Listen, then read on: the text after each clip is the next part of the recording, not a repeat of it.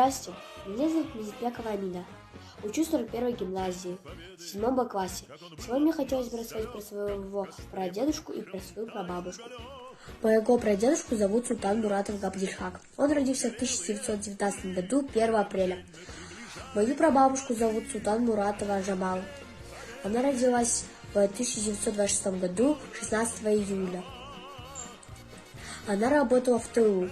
В этом году моей прабабушке исполнится 95 лет, и мне лично хочется поздравить ее с днем рождения, а еще сказать спасибо за мирное небо над головой.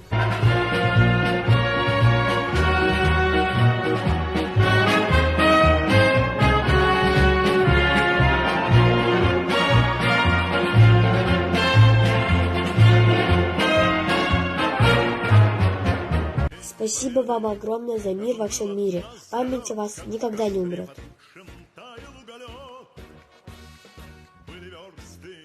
Обгорелые в пыли, этот день мы приближали как могли.